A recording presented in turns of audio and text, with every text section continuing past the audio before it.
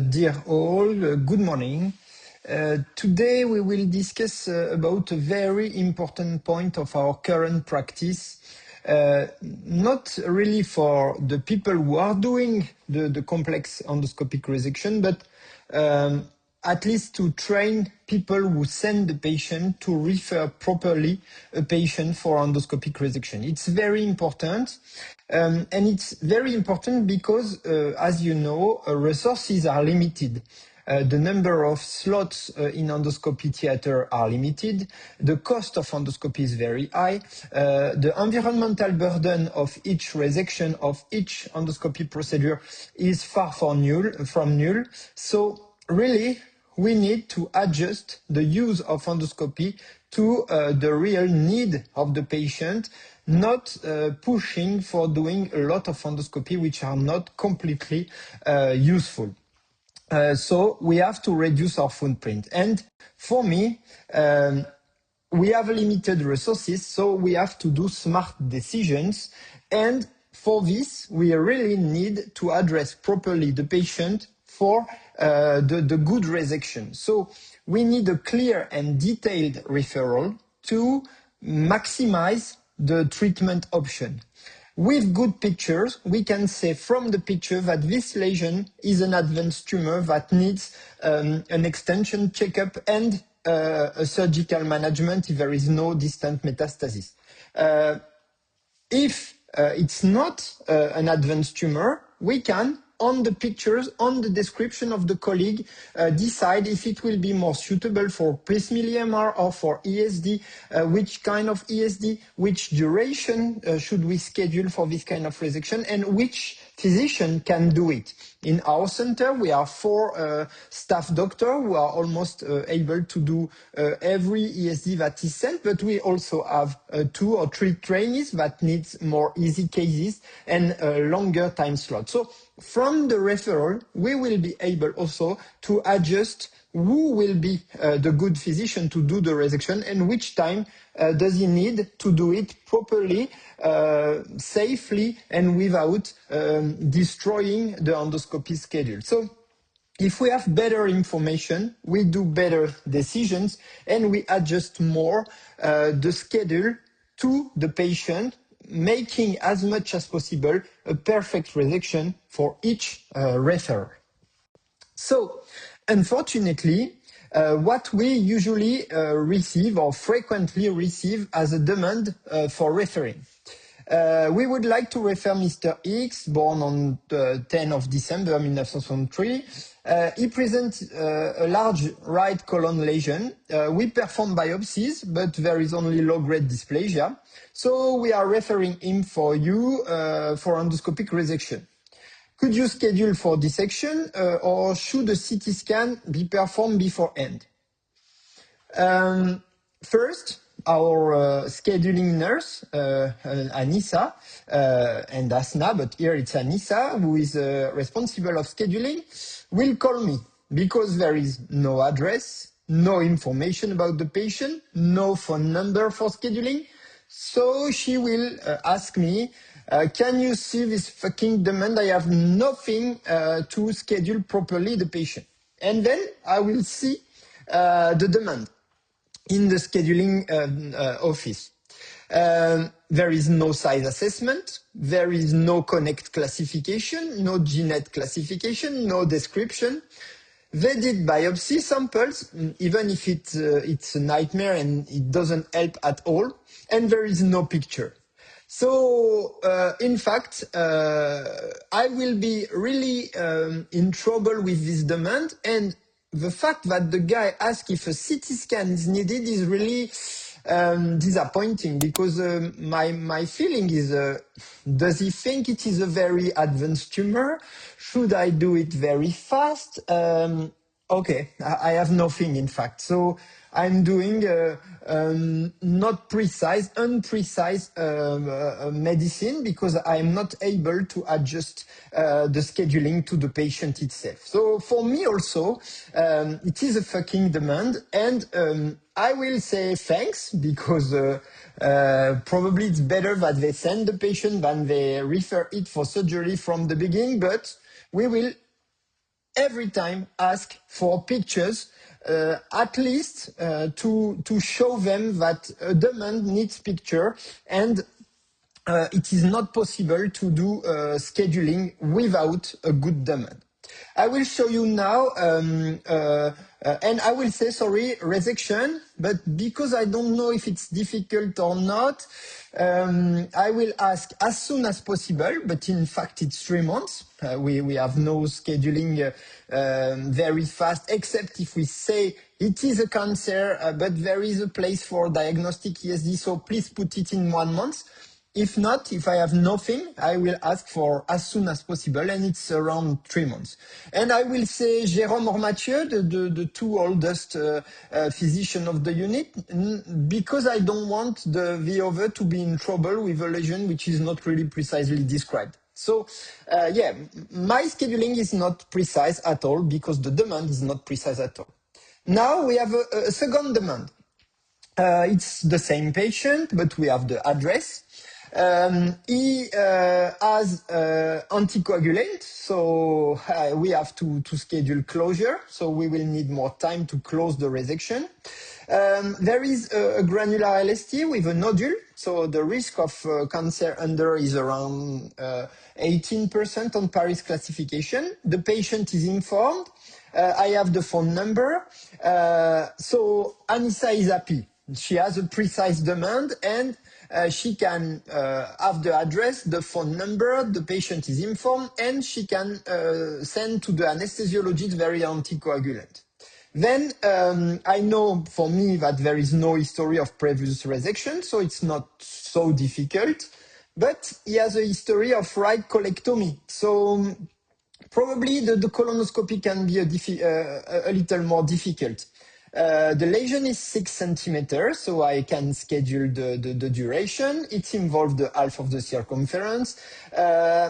When the patient is on the back, is on supine position, the gravity is not good, so probably I have to turn the patient from the beginning on the left side, for example, to have a better exposition during the procedure, except if I want to do underwater. It is in the sigmoid or transverse or left colon at 65 centimeters, so I can choose the scope properly. Probably I will use a therapeutic scope, which is soft, because I want to have the better retroflexion I can, and I don't need a very stiff scope to go to the right colon like I need for appendix or ever. I know that the colonoscopy is technically difficult due to looping, so we will do underwater insertion, probably with scope guide to improve the position of the scope. And the anesthesiologist will be happy because the consultation before anesthesia is done. All these points are described, and for me too, it is a precise demand. And I can say you can schedule an ESD of 1 hour with one of the staff doctor because, okay, it's 6 centimeters, but we have everything we can schedule. So 1 hour, 1 hour and a half will be perfect. So my demand is more precise. I reduce the duration of the slot of 1 hour, half, because I know exactly what we can do.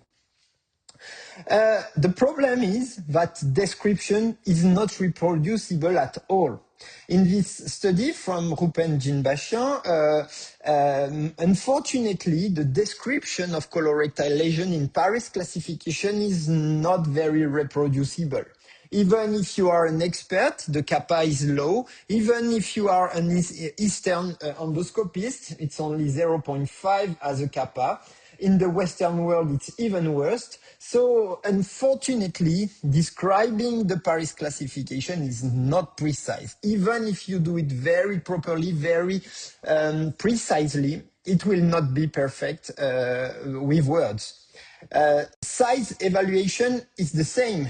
Even with AI or without AI, to classify a polyp under or over 10 millimeter, we are not precise. Only 80% of good classification. So probably in largest lesions, around 6 or 7 centimeter, we are even worse to have a precise description of size. So unfortunately, even if the guy tried to describe as much as possible the Paris classification and the size, we are not good to do it. And therefore, probably the best thing is pictures. Because with pictures, you don't need words. You can just do your own idea of the lesion. And if I have the three key lesions, the three key pictures, sorry, I will be able to have my own idea of the lesion and try to adjust the scheduling as much as possible. So what I need is a far view of the lesion to have an idea of the size of the lesion if possible. Is there a different area which is more suspect of deep invasion like this? And if possible, a clear pattern description of this small area to have the details of the worst histology detected in the lesion. So with this point, I can know the size, the circumference, the interest area, suspect area, and the detailed pattern of this suspect area. And I will be able to adjust the kind of resection, EMR or ESD, or surgery, the duration, and the physician that is able to do it. And I think that, in fact, even if the description is needed for many points, the pictures are really important. And the remaining part of this PowerPoint lecture will be on how can you provide the information to have a good referral thanks to pictures. So why do we need good pictures? You are a gastroenterologist, you want your patient being treated as well as possible, as precisely as possible. You will refer it to a dedicated interventional endoscopist able to do endoscopic resections. So you refer him with many data, detailed images to help specialist, and then the specialist is ready for the procedure. He has a size assessment, a location described, etc. We will see everything. Why do we need good pictures? Because we need to predict the histology correctly and choose the technique. We need to evaluate the size and the procedure duration. We have to communicate with other specialists and endoscopists. We need to keep proof of the lesion and the prediction to justify the choice of resection later. It's very interesting to have picture to review the lesion when the histology will be discordant with your description. And in our center, we always show the pictures of the lesion during the multidisciplinary team discussion thanks to the histology description. So we compare the histology description with the endoscopy description. And we will need also this picture for research to be able to compare the opinion of the first doctor with other experts and to check if there is a concordance and a reproducibility in the description of the pictures. Which pictures do we need? For me, we need at least three key pictures. We need a far view of the lesion to see the whole lesion in one, if possible, or two pictures, one in far view, direct viewing, and one in far view, retroflexion, if possible, except when all the lesion is visible from one side. If it's not possible, the best is probably two sides of the lesion. This far view will help to have Paris classification, size and circumference, and sometimes to detect if it's a naive lesion or if it's a recurrence with scar. Second part, we will need a detection of suspect area with a red or green sign. A demarcated depressed area will be important to focus on to have this heterogeneity and to see the worst area of the lesion. And once you have detected this suspect area, we need chromoendoscopy and zoom of this area to have a detailed description of the pattern, mucosal and vascular pattern, in order to precise and predict the histology and choose the good treatment adequately. So, come back to this lesion. We have this large far view with only one side, but at least we have an idea of the circumference. You know that half of the circumference is around 4 centimeters. So probably here it's a little more than 1/2. So 5 centimeter large lesion at least. And for the depth, it's more difficult here, but we can imagine that this one is something like a round, so at least 5 or 6 centimeter by 5 or 6 centimeter as a minimum. The far view for global analysis is needed. If you zoom too close, we don't know exactly where are the edges of the lesion. So the best, if possible, is to have the whole lesion on the picture to be able to estimate the size and the Paris classification on this picture. It will help you to have an idea of the size and to know if it's under or over 2 centimeters. If you have this kind of picture, you are able to describe if it's a granular homogeneous lesion or if you have any risk factor of invasion of T1 cancer, like a large nodule, over 1 centimeter, 18%, a depressed area, 87% of risk of T1 adenocarcinoma, elevated non-granular lesion, and pseudo-depressed non-granular lesion. If there is a nodule into the pseudo-depression, you have around 90% of risk of T1 cancer. So all these points are important, but they can be evaluated thanks to a far view global picture of the lesion.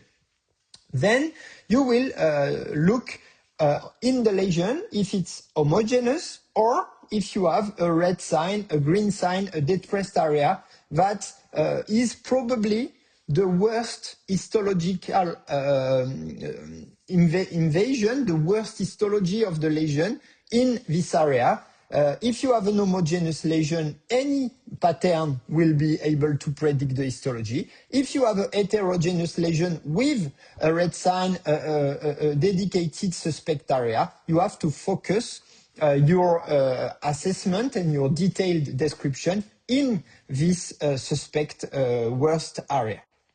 So here I show you this picture. I like this lesion because from the beginning, from the picture, we saw this very small area on the right lower corner with a kind of reddish circle around this area. And when we go to this area, you can see that it's reddish compared to the remaining part of the lesion. And when we go close with chromoendoscopy, the pattern is destroyed in a small area, and probably you are in between it's probably cyano 3B in this circle with an amorphous mucosal pattern, even if we have no magnification and chromoendoscopy with crystal violet, but we see that there is a almost amorphous area around this circle, and this lesion was a T1 adenocarcinoma with more than 1,000 microns of invasion and budding.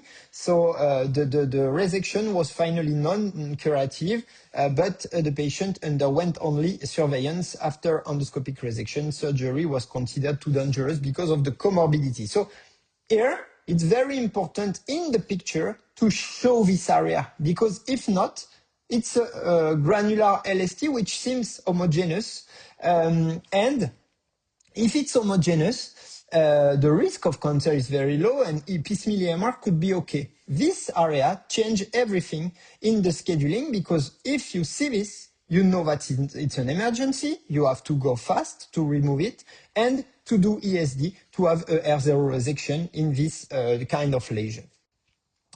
I show you this video, which is for me one of the more impressive lesion I had to to remove, because at the beginning my colleague said it's homogeneous granular LST, no real dangerous area. But when we begin the evaluation of the lesion, we found a very different area into the lesion, which was clearly demarcated with a pattern that was completely different and almost destroyed. The lesion seems also very fixed to the wall, and we could see that the center was at least very irregular on the vessel pattern, or almost no vessels were seen in the center. So we attempted diagnostic ESD because the area was very small, but unfortunately during the ESD we saw that in fact it was a small T2 lesion. And the history was fun because, not fun, but very demonstrative, because we sent the specimen to histology, and the point of perforation in the lesion was very small, and the pathologist answered that it was a R0 resection. And we asked for recutting with smaller slices, and finally they said R1 resection, and on the sigmoidectomy the surgeon found a T2 remaining lesion in the muscle. So yes, it's really important also to describe during the procedure if there is or not R0 resection, because as you know, the slicing in pathology is only 2 millimeters. So once again, describing it is very important. And the question, is there any different area, a suspect area, should be evaluated on all the lesion, because sometimes on phase A, you don't see the invasive area, the suspect area, and you have to go back to retroflexion to see some lesions that sometimes are covered by the fold or are hidden in the lesion within the nodule. So yeah, please have a look of the whole surface and try to focus on the red sign, green sign, demarcated area, pseudo-depressed or depressed area, because they will change completely the management of the patient. When you have this suspect area, you will have to produce very good pictures of the patterns, both mucosal and vascular patterns, because if you have an irregular pattern, you are in superficial adenocarcinoma usually. If you have amorphous pattern, you are more in invasive cancer lesions, and therefore the need for surgery becomes more clear. Except if the area is very small, where sometimes we can try diagnostic endoscopic resection to attempt an endoscopic resection instead of a surgery when the lesion is very small. So you have to produce the very nice close view of the vascular and mucosal pattern, thanks to chromoendoscopy, and if possible, zoom if you have. At least underwater pictures will help to have a magnification thanks to water and to improve the view. And it will help the guy who have to decide if the lesion is suspect or not, which delay is acceptable or not, and which kind of resection is needed. So when the demarcated area is 5I or 3A of Sano, the lesion is only at risk of superficial adenocarcinoma if it's a non-granular LST or a macronodule over 1 centimeter. And therefore, ESD is a good option if possible, but EMR is not always a nightmare. On the opposite, if you have 5N or 3B lesion, you have probably to think about surgery after extension checkup, except when the area is very small, under 10 millimeter, where diagnostic ESD can help the patient and avoid some surgical resection sometimes. Finally, thanks to all the description, you will be able to predict the histology of the lesion. If it's a low-risk adenoma with no risk factor, piecemeal EMR is acceptable. If it's a 2C lesion with risk factor, we prefer ESD in this case. If it's a borderline invasive adenocarcinoma with a demarcated area of less than 10 millimeter, ESD in an expert center is needed. And if it's a deeply invasive adenocarcinoma, clearly, extension, checkup, and surgery seems really the good option. So now we have described which kind of picture we need, but we still have to describe what is a good picture. And I try to focus on the point that for me are important to get a good picture. We should avoid blurry pictures. We should wash the lesion, but slowly and very carefully without a direct washing to remove the mucus and the debris without bleeding.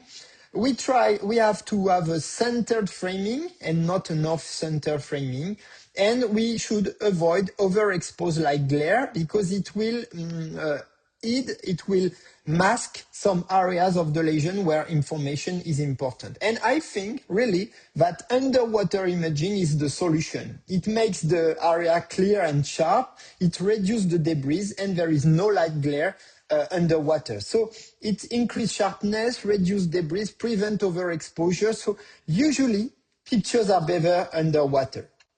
And I will show some examples.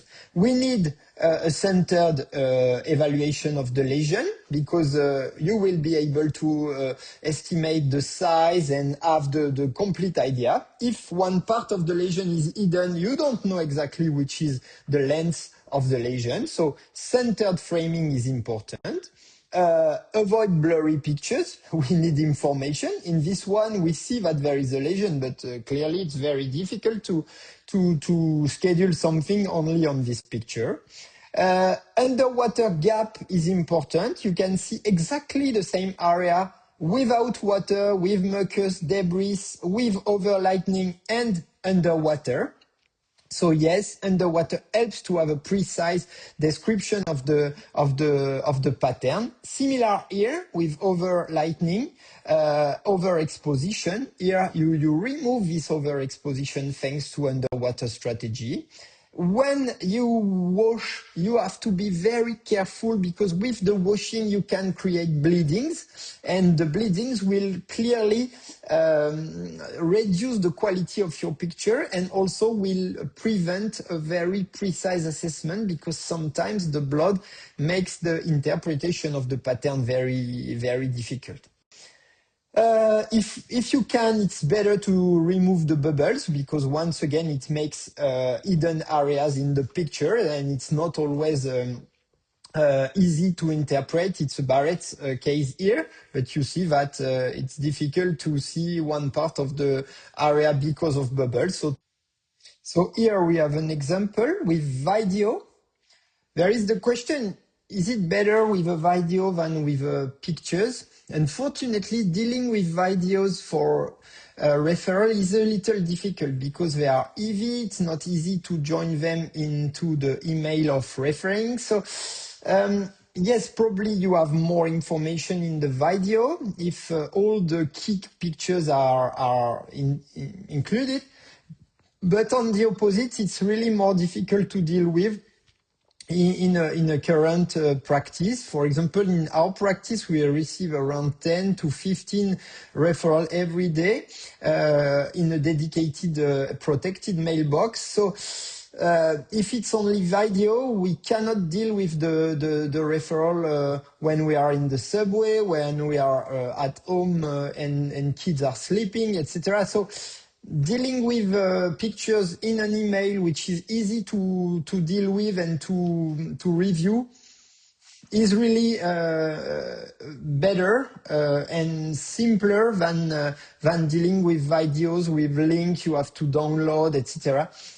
So our preference is to have key pictures really precise with every data we need than dealing with videos. And here you can see that there is a small area on the left upper corner, which is less regular. And possibly we could think that there is a small but very superficial adenocarcinoma in this area, and ESD for us is the good option in this kind of lesion. And finally, to conclude, this is a kind of first checklist, and you will have a more precise just later.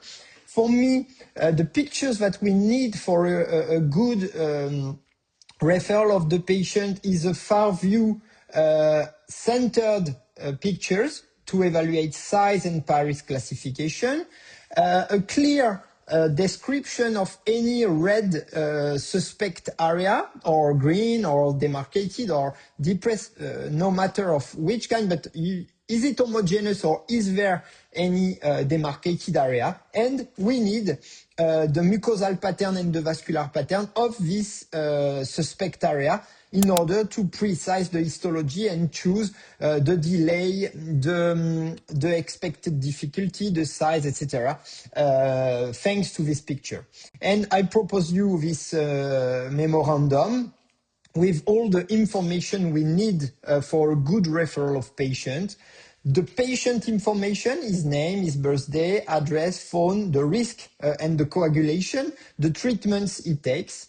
We need data on the lesion itself with key pictures, far view, detected suspect area, chromoendoscopy and zoom of the suspect area. But we also need the precise location of the lesion, really clearly, because an ESD in the appendix is not an ESD in the right colon, and you will have to adjust the physician, the duration, etc., the technique, the scope, many things. So we need the precise location, and we also need some information about the colonoscopy, what was the patient position and the gravity of the lesion during the first colonoscopy, what were the difficulties, is there an history of surgery, looping, and what was the bowel preparation? Is it needed to reinforce the bowel preparation with additional bowel prep or with a long-term regimen? I think all these points are important and will help you to precise and to have the best scheduling you can.